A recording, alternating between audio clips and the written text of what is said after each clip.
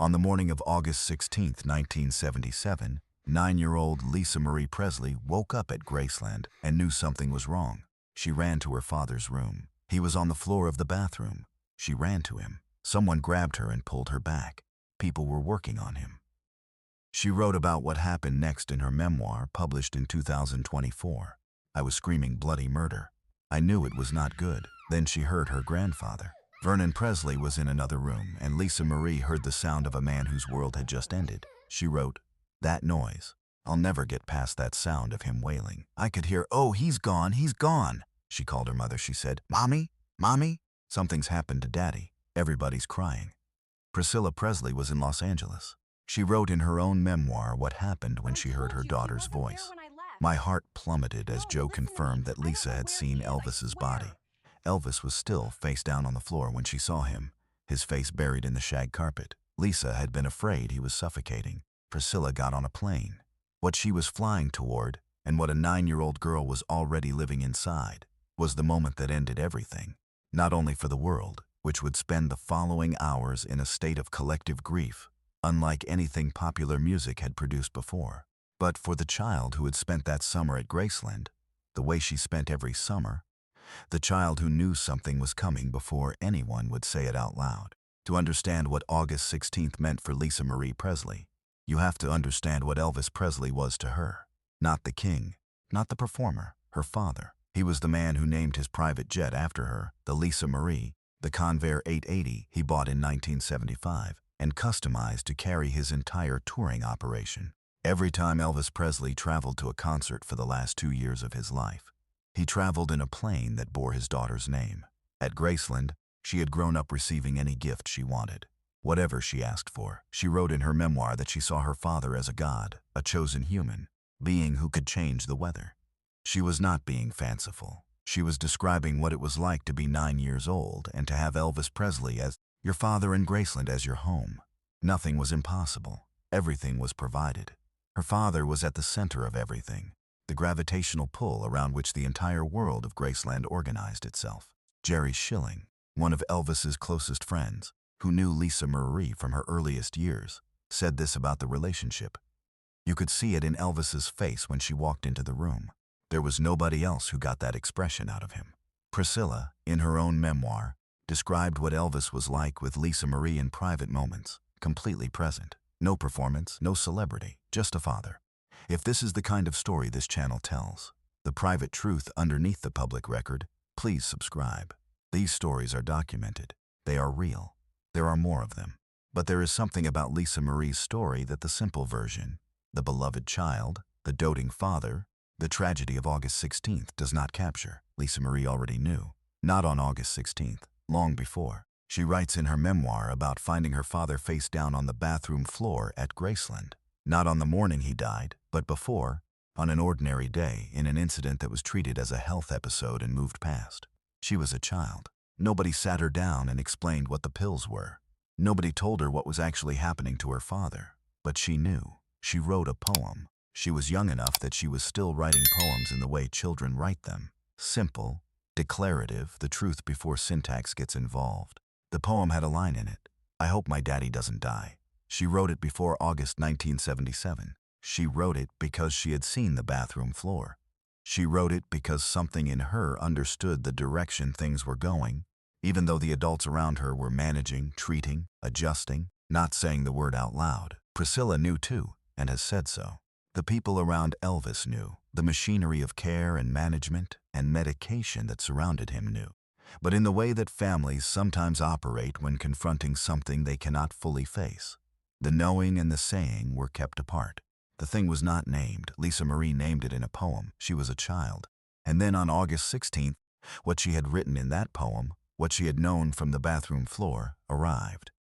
The summer of 1977 was Lisa Marie's last summer with her father. She was 9 years old and visiting Graceland for the season before the new school year began. The arrangement that had been in place since Elvis and Priscilla divorced in 1973. Lisa and her mother lived in Los Angeles. The summers belonged to Graceland, to her father, to the world that existed nowhere else on earth. Elvis that summer was 42 years old. He was engaged to Ginger Alden, his girlfriend of less than a year. He was scheduled to fly out on the evening of August 16th to begin an 11-day tour, with the first show in Portland, Maine on August 17th. The tour was scheduled, the tickets were sold. The plane, the Lisa Marie, was ready. Elvis had been performing continuously since the 1969 comeback, and the Las Vegas years had taken a visible toll. The people who saw him that summer noted the weight gain, the fatigue, the medication. The last concert had been in Indianapolis on June 26th, the performance that the previous video in this series documented, the night the audience watched and some of them already knew. But Lisa Marie was 9. For a 9-year-old at Graceland in the summer of 1977, the world was still what it had always been: extraordinary, warm, impossible. Her father was there. She had come for the summer, the way she always came. She did not know it would be the last summer. She had written the poem. She had seen the bathroom floor. But she had not put those things together into a specific dread attached to a specific date. The dread arrived on a Tuesday morning. From Lisa Marie's memoir, and from Priscilla's account, and from Joe Esposito's documented recollection, here is what happened on August 16th. Elvis had been awake through the early hours of the morning. He had visited the dentist late at night. He returned to Graceland. He was scheduled to fly out that evening. He went to his bedroom suite around 7 in the morning to rest. In the early afternoon, Ginger Alden found him unresponsive in the bathroom. The emergency was called in. People in the house responded. Medical personnel arrived. Lisa Marie was 9 years old, and she was at Graceland that day, as she was every summer. She heard something. She felt something. She described waking up in her memoir with the sense that something was wrong before she had any specific information.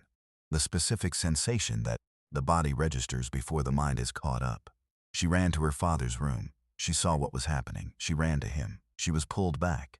I was screaming bloody murder. I knew it was not good. And then Vernon, her grandfather, who had raised Elvis, who had stood on every stage and in every dressing room and at every ceremony, who had given the speech at Gladys's funeral in 1958 and had never recovered from losing her. Vernon was in that house, and Lisa Marie heard him, that noise. I'll never get past that sound of him wailing. I could hear, "Oh, he's gone."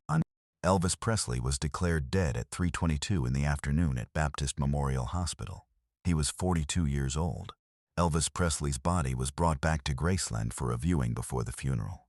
The casket was open. 80,000 people passed by Graceland on the day of the public viewing. The funeral was on August 19th. It was one of the largest gatherings in Memphis history. Inside the house, Lisa Marie waited. She wrote in her memoir that what she wanted, what she needed, was to be alone with her father, to have a moment when the handlers and the management and the grief machine were not in the room. Just the two of them, the way it had always been when he was alive, and she came to Graceland and he turned into a father instead of a king. She waited until she could have that moment. She wrote, "I wanted to touch his face and hold his hand, to talk to him." 9 years old, standing beside her father's open casket, holding his hand. Priscilla wrote of arriving at Graceland after the phone call, arriving to find her daughter already inside the grief, already carrying something that should not be carried by a 9-year-old. She wrote, "In many ways I'm thankful she was there. She got to be with him and saw him for the last time, thank God." But what Priscilla also knew, what would become clear over the following decades, was the cost of what Lisa Marie had seen. Riley Keough, Lisa Marie's daughter, who completed the memoir after her mother's death in 2023, wrote her own understanding of that day. She believed her mother never fully processed losing Elvis. The grief stayed fresh. It did not diminish. It became the organizing fact of everything that followed. Lisa Marie Presley spent the rest of her life, the 54 years she had, trying to find something that came close to what she had lost on August 16, 1977. She was not always successful. The marriages, 4 of them, the addiction, the loss of her son Benjamin in 2020 at the age of 27, a loss that the people around her said she never recovered from.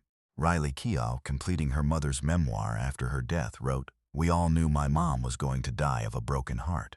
The heart attack that took Lisa Marie on January 12, 2023, happened 5 days after she had stood on a stage at the Golden Globes and watched Austin Butler receive an award for playing her father and cried. From Here to the Great Unknown, the memoir Lisa Marie dictated onto tapes before she died, the memoir her daughter completed by listening to those tapes and filling in what was missing with her own voice, is the document of a woman who never stopped trying to process August 16th.